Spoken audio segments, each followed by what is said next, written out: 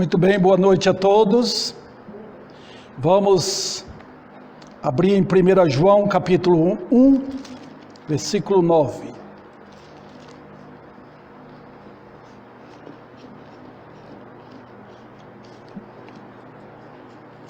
Primeira João 1:9 diz o seguinte: se confessarmos os nossos pecados, Ele é fiel e justo para nos perdoar os pecados e nos purificar de toda a injustiça. Muito bem, vamos orar. Obrigado, Senhor, pela maravilhosa verdade que foi nos entregue, foi escrita para nós. E nós temos em mãos a Tua palavra. Eu sei que até mesmo os chamados crentes modernos não amam a Tua palavra como deveriam.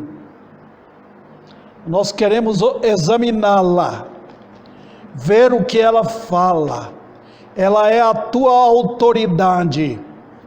Então me ajude a pregar com poder nesse versículo, explanar o texto para que todos possam entendê-lo.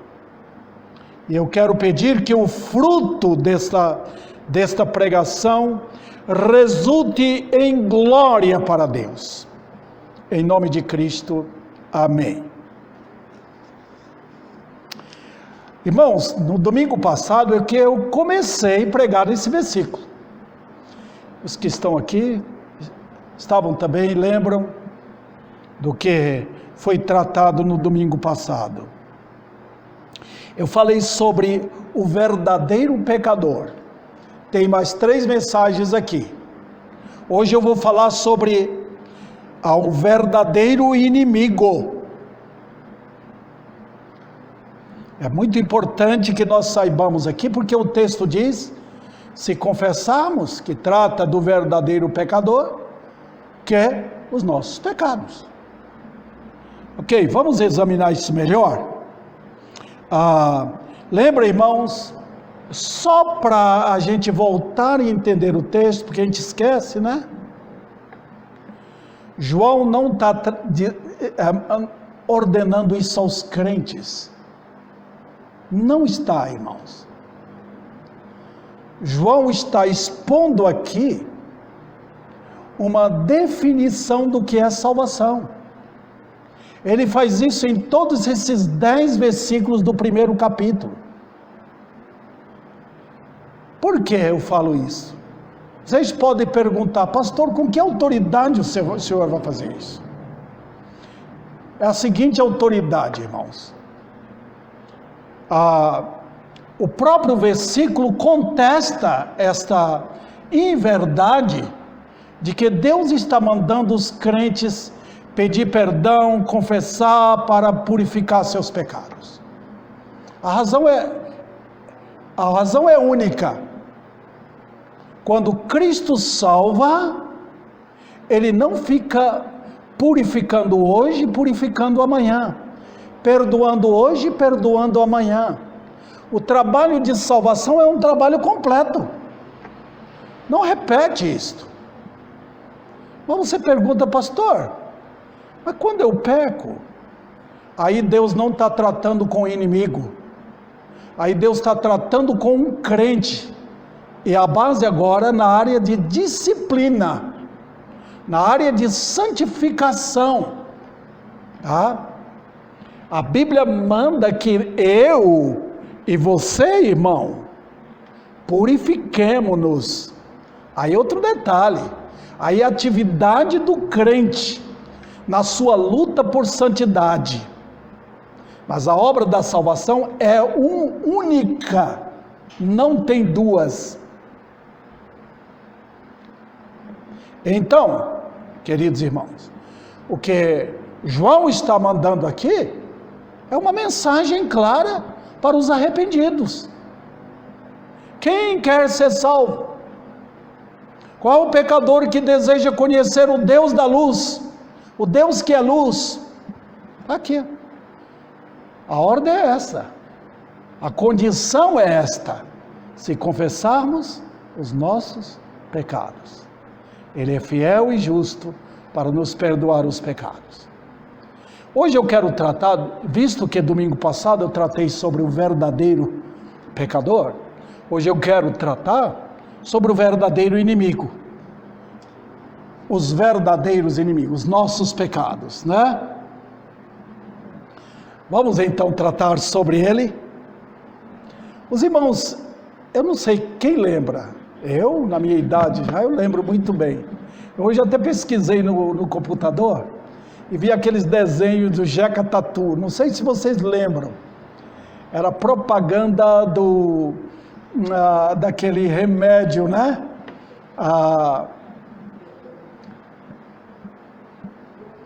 Biotônico Fontoura. Obrigado para minha esposa aqui que me ajuda nesse momento. Eu estou precisando de biotônico para lembrar, né? Muito bem. Então o Jeca Tatu era o quê? Era um personagem criado, né? Desenho não animado naquele tempo. Parece que eles até fizeram desenho animado disso, Jeca Tatu. Mas ele era pobre, trabalhava na roça para sustentar a família, cheio de vermes, fraco, incapaz muito doente, tá? Aí o médico chega, faz o exame nele, coloca aquelas lupas de médicos, né? Examina tudo, aqueles forte grau, e mostra como ele estava cheio de vermes, tá? Então ele toma o biotônico Fontoura, de repente o homem se fica forte, robusto, começa a trabalhar, começa a dedicar, trabalha, constrói, fica forte, valente, dono de fazenda, né? Até encontra uma onça, dá uma surra na onça, diz que até hoje ela está fugindo dele, né? Tudo da historinha contada do Jeca Tatu. Queridos irmãos, assim como o médico viu a situação na historinha ali do Jeca Tatu, como ele estava com o corpo todo cheio de vermes, a Bíblia é o único livro que pode mostrar o pecado. Tirou a Bíblia, ninguém sabe o que é pecado. Ninguém. Nós estamos vivendo a sociedade hoje tomada por aquela mentalidade ateísta. E durante esses anos todos, esta mentalidade ateísta tem tentado ceifar da terra a ideia de pecado. Eles têm criado várias igrejas para detonar a ideia de pecado, para eliminar. Tirar a autoridade dos pais, tá? Porque os pais no lar são normalmente liderança dada por Deus para orientar os filhos quanto às coisas erradas, quanto aos valores da vida. Estou falando isso naturalmente. Aos pais crentes, até os pais crentes hoje, não tem mais a liderança no lar. Era para eles, tem poucos, né? Tem poucos. Era para os pais, eles são os sacerdotes da família, tá? Pegar os filhos e ensinar o que é o pecado, tá? Onde foi que o pecado nos deixou. Vocês devem saber que a sociedade judaica até hoje, nessa sociedade, a liderança é masculina, não feminina. E o que acontece? É que antigamente, a liderança masculina sobressaía. Era comum um judeu pegar o menino da idade do jovem, do Caleb aqui, ensinar para ele o que aconteceu, quem é o Deus da Bíblia, ensinar o temor a Deus, saber que Ele é responsável, que Ele caiu em pecado, que a lei de Deus é perfeita, que a lei de Deus condena. Era isso. Não é para esconder o pecado. Hoje também, queridos irmãos, as igrejas estão escondendo um verdadeiro inimigo. Tá? Nós hoje vemos as crianças sendo tratadas como se fosse um anjinho, desde pequenos, né? Eles são tratados assim. Mas, queridos irmãos, até nas igrejas, na pregação, eles estão omitindo. Estão tratando mais de como para ajudar aquela multidão que diz que é crente. É chamado autoajuda. Não está tratando do pecado. Agora, se o Jeca Tatu, se não fosse aquele médico, como o Jeca Tatu sobreviveria? Como alguém poderia sobreviver doente daquele jeito? Qualquer pessoa na vida real, se não soubesse o que é a enfermidade, para tomar os remédios necessários e poder viver, pelo menos um pouco mais. Como é que o homem vai saber o que leva ele para o inferno? Você ouviu sobre os pecados? Então tem que chegar com a Bíblia, com esta lupa de Deus, que mostra tudo, e expor para os homens. Olha, queridos, biblicamente, eu nem falo na minha concepção, porque eu estou tentando valorizar o quê? Meu ponto de vista. Mas não é meu ponto de vista, é bíblico.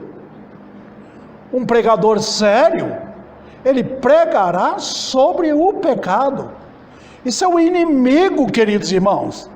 O pecado é um poder destruidor que avassalou o universo todo. Se você sair daqui para qualquer lugar no mundo, o pecado está fazendo a sua destruição, na Europa, na Ásia, nos Estados Unidos, em qualquer lugar, no meio dos índios, lugar bom, lugar ruim, não importa. O pecado está ali, com suas marcas tenebrosas, de terror, de maldade. E onde não tem Bíblia, onde o Evangelho não é pregado, é ali que o pecado mostra ainda as suas maiores forças. Então Satanás, irmãos, ele quer o quê? Ele quer a destruição. Ele quer que o Brasil inteiro, ele quer que Ribeirão Preto inteira não saiba sobre o pecado, nada, não fique sabendo sobre o pecado, porque ele quer ver a destruição.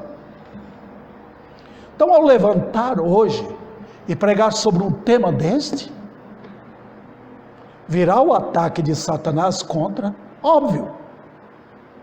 Por quê? Porque vai revelar o que o homem é. Ok, vamos então a um depoimento bíblico sobre o pecado? Vamos lá. O pecado causa morte. Isso vocês já sabem. Todo crente deve saber disso. Causa morte física, espiritual e eterna. Não tem ninguém que escape disso, irmãos. Ninguém. Morte física, eu vou morrer. Queira ou não. Não posso escapar. Eu aprovei o pecado. Eu obedeci. A morte espiritual, graças a Deus, porque Jesus me salvou. E eu agora sou um crente. Eu posso conversar com Deus. Então a morte espiritual foi sanada. Mas dá uma olhada no povo aí fora. Veja o que acontece. Eles estão mortos. Chama ele para vir na igreja, eles não querem. Manda ele ler a Bíblia, eles não querem. A mente deles é voltada para o mundo. É morte espiritual. Morte eterna. Essa é pior, irmãos. Olha, se o povo soubesse a tragédia eterna, letal do pecado, todo mundo correria para a igreja. Todos os lugares onde tinha igreja, onde prega a verdade, eles correriam para lá. Nosso salão seria muito pequeno para conter. Nós teríamos que arrumar um salão bem maior para conter a chegada, o avanço de pessoas querendo saber como escapar do inferno, Queridos irmãos, o pecado é tão trágico que o inferno é um tipo de lixão do universo. Você sabe o que é lixão? Aquilo que você não quer mais na sua casa, você põe no saco de lixo, deixa lá fora, o lixeiro passa e joga, você não quer mais saber daquilo. Mas nota, o pecado ocasionou isso nos homens, para os homens serem um lixão, levados todos para o inferno. Oh, meus queridos, onde foi que o pecado não entrou? O homem foi criado para cuidar da natureza. E nós, queridos, fomos tão irresponsáveis perante Deus, que nós jogamos a natureza, atiramos a miséria. Olha os animais sofrendo, morrendo, com fome, procurando um meio de sobreviver. A criação toda está assim. Até o céu está se apagando. O sol está perdendo a sua claridade, a sua força. Vai ter que cortar tudo isso quando Jesus vier para fazer novo céu e nova terra. Porque tudo foi afetado pelo pecado. Os irmãos lembram das águas do dilúvio, que cobriu aqui tudo, cobriu o mundo inteiro, esse planeta. As águas não sucumbiram ao pecado. Matou o povo, fora Noé, os que estavam na arca, mas não matou o pecado. Então Deus vem com sua própria fúria para fazer novo céu e nova terra. Por quê? Vai matar o pecado? Não. Cristo matou na cruz. Cristo deu um golpe no pecado na cruz do Calvário. Então em Apocalipse ele virá para exigir o livro, para com autoridade valer a sua investida nesse universo, tomando do diabo, tomando dos ladrões e mercenários, para fazer um novo céu e nova terra, onde habita a justiça. O que o pecado faz, irmãos? O pecado traz tragédia a toda a criação, toda, já falei sobre isso. Mas o pecado tem alguns poderes que nós precisamos saber, e é necessário que saibamos. O pecado tem o poder enganador. Ele faz com que você, eu, pensemos que nós somos os tais do mundo. O pecado faz a gente se sentir endeusado, donos da gente mesmo. Nós nos achamos que vivemos em liberdade, que somos livres para fazer o que nós quisermos fazer. Nós não pensamos na existência de um Deus que exige contas, tá? Nós não pensamos nos perigos que nos atormentam do pecado. Nós não pensamos no diabo e no destino eterno. Isso para nós, no pecado, o pecado fez com que vivêssemos assim, como animais, como um cavalo, como um burro, que está aqui com aquelas coisas à frente, e nós não vemos nem o direito, nem o esquerdo, só vemos o que está na frente. Tapamos nossos olhos. É o poder enganador. Engana todos, engana pobre, engana rico, engana culto, engana os ignorantes. Também o pecado, como enganador, causa um prazer temporário. Tudo que o pecador quer é temporário. Ele vive nessa atmosfera de um sentimento que passa.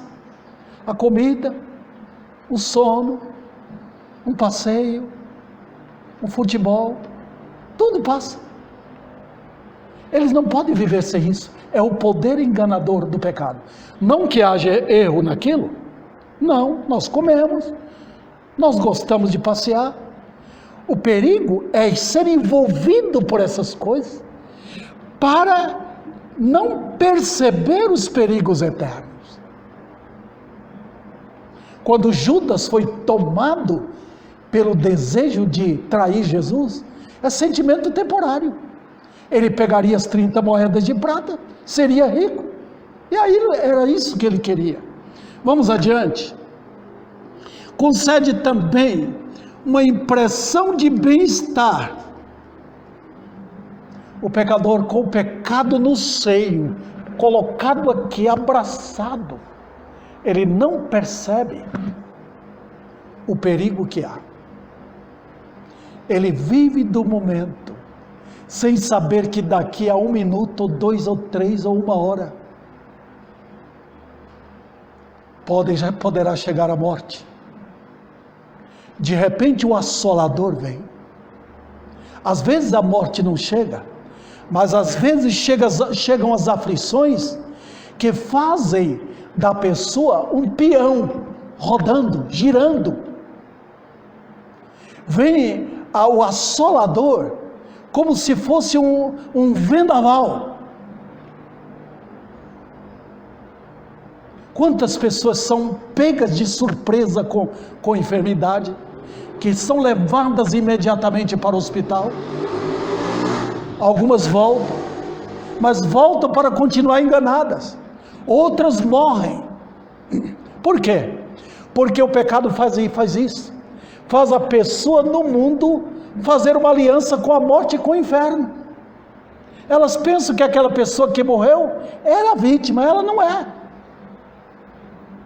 Outro detalhe, queridos irmãos, é que o pecado impede que a raça humana veja os perigos aterrorizantes. Eles não gostam disso. Então, por exemplo, em nossos dias, com tanta euforia de bem-estar, de prosperidade, um pregador como eu, ele é tido como alguém negativista, que só fala coisa ruim, porque eles não gostam de ver perigos. Vamos pensar em coisa positiva. Deus é amor, eles falam isso, eles gostam disso. E se não tiver isso, eles enchem o ambiente de quê? De superstição. Eles começam a ser cativados por ídolos, que falam para ele, está tudo bem. É Satanás com seus demônios que chegam para dizer, olha, eu vou te abraçar, você está bem, Deus está abençoando. Por que Satanás faz isso? Porque o pecado impede que as pessoas vejam os perigos que lhes cercam. Outro detalhe, irmãos, o pecado tem um poder escravizador, não só enganador, escravizador. Lembra que Jesus falou, João 8,34, todo aquele que comete pecado é escravo do pecado. O Brasil teve escravidão, era perceptível vamos dizer assim, a crueldade daqueles donos de escravos, colocando-os sob ferros, algemando aqueles pobres, amarrando-os. Mas a escravidão do pecado tem um poder invisível de escravidão. Os homens não percebem. As algemas de Deus são invisíveis. As prisões que prendem os grilhões que prendem os homens são invisíveis. Eles não veem. Eles não conseguem ver que o pecado que faz isso. Eles não têm liberdade. Eles vão de sua casa para o bar, do bar para a sua casa, da sua casa para o futebol, do futebol para a sua casa, da sua casa para o trabalho, para aquilo que é anormal, é escravidão isso. Liberdade na Bíblia é subir, não é descer. Liberdade não é aquilo que me leva a descer, que me leva a fazer o que eu gosto. Liberdade é quando eu tenho tudo livre para servir a Deus. Veja, queridos irmãos, então o pecado, ele é escravizador. Saulo era escravizador, ele tinha um poder escravizador, ele matava, ele odiava Jesus Cristo. Então não tem capacidade os homens para enxergar o que é a prisão que ele prende. Você os vê rindo nos bares, vê as mulheres agora se entregando às misérias sexuais, tudo escravidão, queridos irmãos. E sabe de uma coisa? Se Deus solta, eles vão às profundezas do pecado. Olha as drogas, eles não conseguem escapar. E não tem igreja que possa, não tem organização que possa. Às vezes, o pecado, como é enganador, dá poder a alguém para libertar de um vício, da pinga, por exemplo, do cigarro ou das drogas, mas não liberta do poder do pecado. O perigo é isso, não libertar de um fumo, de um amor ao dinheiro, não. Alguém pode até ficar contando vitória, mas não liberta do poder do pecado. Tem pessoas que não fazem nada de errado, não tem droga, não tem vício com cigarro, não tem vício com outras coisas erradas, não vive tomando pinga, não, mas são escravos. O poder do pecado atua na mente, nos sentimentos da pessoa. Também, queridos irmãos, é uma escravidão contínua, não consegue. Eles morrem como escravos, e serão, lá no inferno verão o terror da escravidão. Outro detalhe, é uma escravidão eterna, para sempre. Lembra que Jesus falou, o escravo não fica para sempre na casa, logo ele deixa. A terra é do Senhor, aquela casa que você tem é do Senhor, tá? Você vai ser tirado daqui, você vai ser levado para o abismo eterno. O escravo não fica, ele não é dono, ele pensa que é, mas ele não é. Outro detalhe, queridos, é uma escravidão enganadora, porque vive enganando. Eu já tratei sobre isso, porque a pessoa pensa que ela é livre, mas não é. Às vezes ela vem na igreja, ou ela vai em outra igreja, e ela fica pensando, agora eu sou crente. Muitos pensam que se converteram, mas não converteram coisa nenhuma, porque Satanás está dizendo, vem para cá, eu tenho você para fazer meu serviço. Satanás aproveita de um mercado de escravo que ele tem, para realizar seus feitos pervertidos. Outro detalhe, queridos irmãos, o pecado também é cruel. O pecado é atormentador. Como assim? Eu vou mostrar para os irmãos. Ele primeiro atormenta a alma. Nem sempre o pecado atormenta o corpo, atormenta a alma. Se você for no hospital de pessoas com problemas mentais, ali o efeito terrível do pecado. Olha o que o pecado pode fazer num homem ou numa mulher com raiva. Olha o efeito do pecado por causa de tanta maldade praticada por outros. Olha quantas pessoas têm suicidado, queridos irmãos. Moças, rapazes, jovens, adolescentes, mulheres. O que é isso? É o efeito terrível do pecado na alma. O livro de Cantares, no começo, mostra isso. A alma sozinha, como uma mulher, dentro de uma casa, sozinha. Ela não tem ninguém por ela. Ela acorda 3 horas da madrugada. Ela olha, não tem ninguém por ela. A alma é assim. Ela fica atormentada lá dentro. Eu estou em perigo. Para onde eu vou?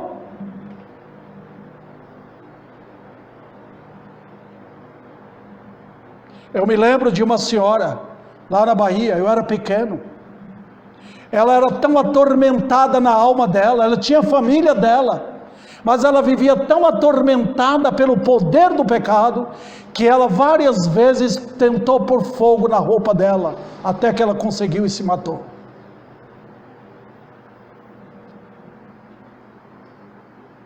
O pecado, queridos irmãos, é cruel, é como um espinho na carne. O pecado também é desonroso. O pecado faz o homem, Deus colocou roupa nele, faz ele tirar, faz as mulheres expor seus seios, seu corpo, seus órgãos sexuais para todos, para depois ela ser aviltada, desonrada. O homem também é assim.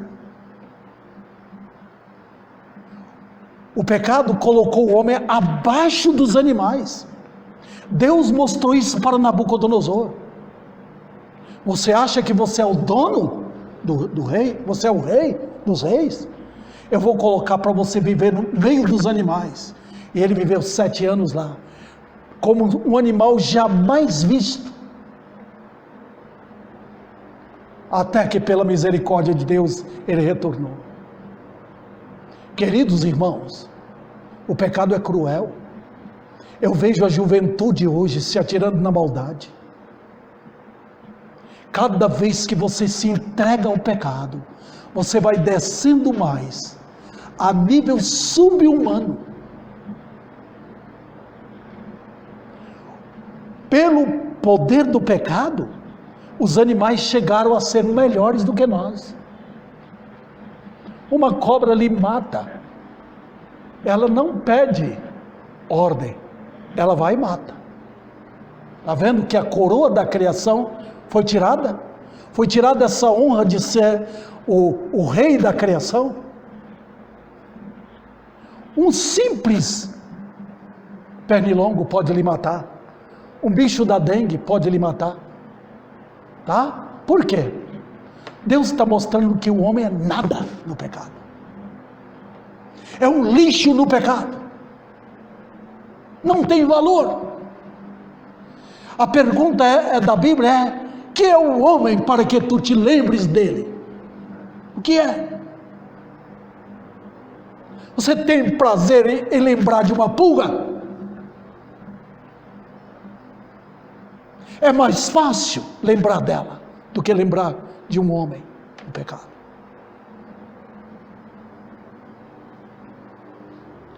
A paz do pecado é guerra. Não tente amar, que não tem jeito. Não tente criar um ambiente de paz no pecado, dentro do seu lar. Não tem jeito. Vai criar guerra, palavrões, miséria, maus costumes, coisas feias, morte, gritos, suicídios. Não tem paz no pecado. Não tem jeito como arrumar a paz do pecado. Não adianta os falsos mestres gritar: paz do Senhor, paz do Senhor. Não tem paz com o pecado, não tem.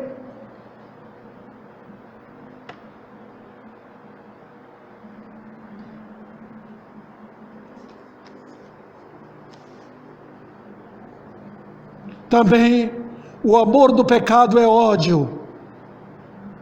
O homem foi criado para a glória de Deus, e se as coisas que fizermos não for para a glória de Deus, não é amor, é ódio. Ninguém consegue amar um filho se não for para a glória de Deus. Nenhum homem consegue amar a esposa se não for para a glória de Deus. Nenhuma mulher consegue submeter-se ao seu marido se não for para a glória de Deus. Ninguém consegue trabalhar e viver em harmonia com justiça se não for para a glória de Deus. Não tem amor no pecado.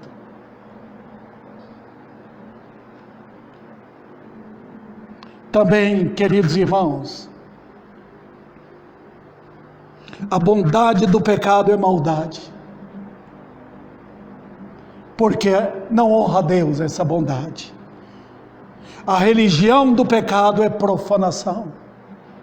Toda religião do pecado profana, não enaltece Deus, e Deus abomina.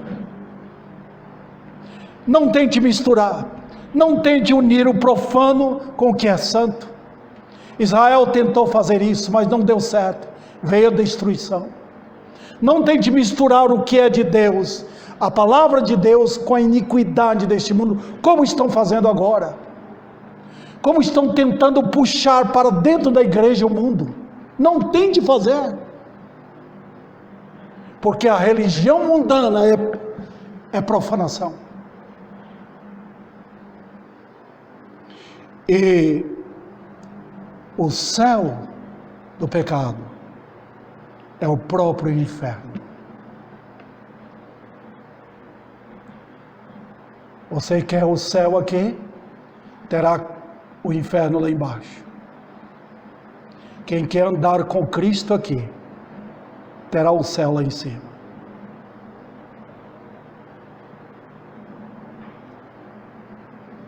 Eu vou para o segundo ponto. O ódio de Deus contra o pecado. A Bíblia diz: tu és tão puro de olhos, que não podes ver o mal. Já viu o crente, quando ele está crescendo em santidade, que ele contempla alguma coisa de maldade na televisão, no celular, ou ele ouve alguma coisa que não presta, ele se sente tão mal quanto aquilo, fala: não quero isso aqui na minha frente. Agora imagina o Deus que é santo, irmãos. Ele é tão puro de olhos, que ele não tolera o mal. Ele odeia o mal. É por isso que tem o inferno. É por isso que terá o lago de fogo. Porque Deus odeia o mal.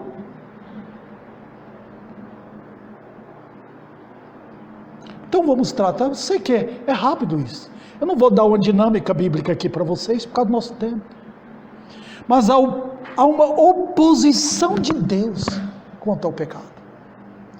Se vocês olharem na Bíblia inteira, irmãos, há razões e milhares de razões para que eu e qualquer colega pregador venha pregar contra o pecado, atacar em cheio contra o pecado. Por quê? Porque Deus ataca o pecado. Deus é luz, o pecado é trevas. Deus é luz. Queridos irmãos, Deus está, por assim dizer, Ele está dando tempo. Ele está fazendo os ímpios engordarem. Ele está amadurecendo os ímpios do mundo inteiro, no tempo dele, para tirá-los no castigo eterno e destruir tudo. Deus odeia o pecado. Hoje nós brincamos com o pecado. Se um filho mente, a gente ri. Se um neto mente, a gente ri. Não é? Mas não é assim com Deus. Ele diz: não matarás, não furtarás, não dirás, não adulterarás. Hoje estão brincando de separação, como se Deus tivesse mudado. Mas é tão sério, que um pequeno pecado leva a crueldade maiores. Quando um menino rouba, é sinal de que ele está partindo para roubar bancos. Quando alguém levanta a mão para bater em outra pessoa por ódio, é sinal de que ele tem o assassinato no coração. E ele poderá chegar lá. Não tem outro meio. Deus deu a família para refrear o mal. Não tirar, não vai conseguir. Refrear o mal. Só tira o pecado quando se converte. E ainda assim nós, os crentes, temos a igreja para nos colocar em disciplina muitas vezes. Tá? Para Deus tratar conosco. Outro detalhe, queridos irmãos. Deus é justo. Eu já falei tanto sobre justiça aqui. O pecado é o quê? É injustiça. O que é justiça, irmãos? É eu dar a Deus o que é de Deus e ao meu próximo o que é dele. Eu tenho não que buscar meus direitos, mas o direito dos outros. Onde começa o direito do meu próximo e de meu Deus? Eu tenho que lembrar que meu direito é secundário. É assim que a vida é. E Deus nos ensina a viver em justiça. Dentro de nossa casa, na rua, com os nossos vizinhos, com nossos filhos, parentes, amigos, justiça. A ninguém deveis coisa alguma, não é só dinheiro, respeito, favor, educação. No pecado não tem isso. O pecado, se for tirada a justiça, o pecado vai corrompendo tudo, e então as maldades do coração, elas começam a brotar pela boca, e aparecem nas mãos, e nos pés, e nos olhos, toda essa infâmia do pecado aparece. Deus é a própria vida. O pecado traz morte. Onde o pecado está? Olha a miséria do Brasil. Assassinato e assassinato. Um moço pega a esposa e mata só porque discutiu com ela. Coisas de futebol. A vida perdeu o sentido. Adolescente sai na rua com bala para matar, com revólver para matar, só para roubar. O prazer de matar. Deus é a própria vida. Não matarás. Ok, meus irmãos, Deus é santo, o pecado é o próprio mal. Eu vou falar um pouco mais rápido sobre isso. Deus é amor, o pecado é ódio. O furor de Deus contra o pecado é um furor contínuo, irmãos. Nunca houve um momento que Deus se aliou com o pecado. Às vezes eu vejo crentes se aliando, começa a unir. Já vi crentes assim, tirando a santidade da vida, jogando fora, para começar a rir com o pecado, unir com os ímpios. Deus nunca, por questão de milésimo de segundo, Deus teve qualquer prazer pelo pecado, nunca. Irmãos, a Bíblia diz em Salmo, que ele tem um furor contínuo, ele tem um ódio contínuo do pecado, ele não pode ver o pecado com prazer. É também, irmãos, um furor que resulta em fogo. Ele fala isso em Jeremias 23, e ele está falando, sabe com quem? Com aquele mentiroso que está usando um salão para pregar o que ele quer pregar. Ele fala o quê? Vocês que foram pregar, se eu ter mandado, eu mandarei vergonha eterna, castigo eterno, fogo eterno, fogo que nunca vai apagar para vocês. Também, irmãos, o furor de Deus, por quanto tempo dura? Passa bilhões e bilhões de anos, é coisa eterna. A Bíblia diz em Apocalipse que a fumaça da ira de Deus sobe pela eternidade. Quando nós vemos uma fumaça subindo do chaminé, vai e some. A fumaça do tormento de Deus, da ira de Deus, dura para todo sempre.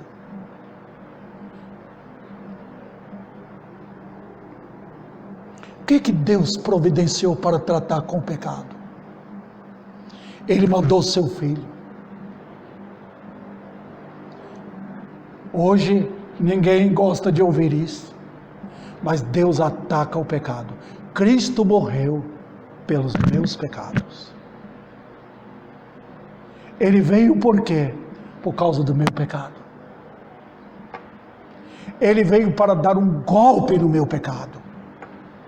Ele veio para acabar com o meu pecado. senão não poderia entrar no céu.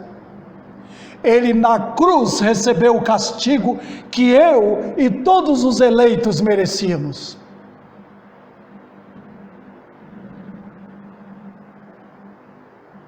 E o reino de Deus é sem pecado.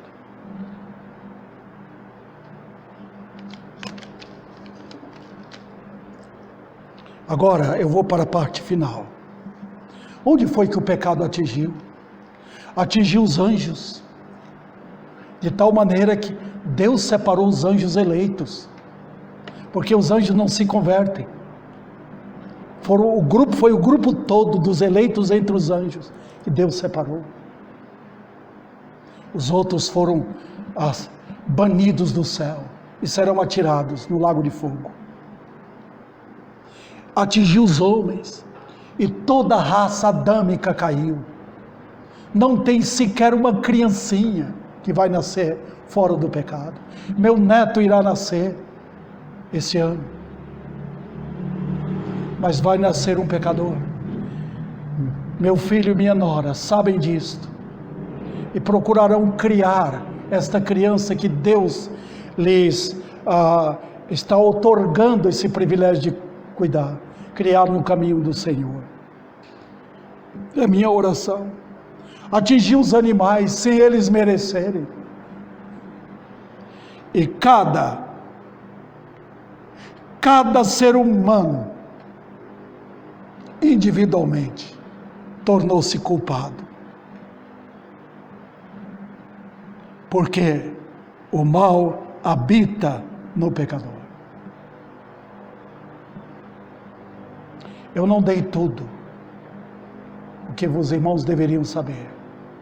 Eu quero limitar um pouco do tempo para não ficar tão cansativo para quem vai ouvir. A conclusão é qual? É para confessar. Você lembra o versículo? Confessar. Você não vai a Cristo sem confissão. Ninguém é salvo sem confissão. Ninguém. Tentar ser crente, viver com Deus, conversar com Ele, sem nunca ter confessado? Queridos irmãos, esses inimigos têm que sair. Já viu quando a polícia pega um elemento culpado aí para prender? Eles ficam com a cabeça coberta. Eles não querem que ninguém veja. Mas pega um homem cheio de confissão. Eu já falei para os irmãos sobre Moody, quando ele foi numa prisão com 50 celas, ele foi uma por uma, e não tinha ninguém em confissão, só tinha a última. Ele perguntou ao homem que estava ali: o que o senhor fez? O homem nem olhava para ele, estava chorando. Eu sou culpado, minhas mãos estão manchadas.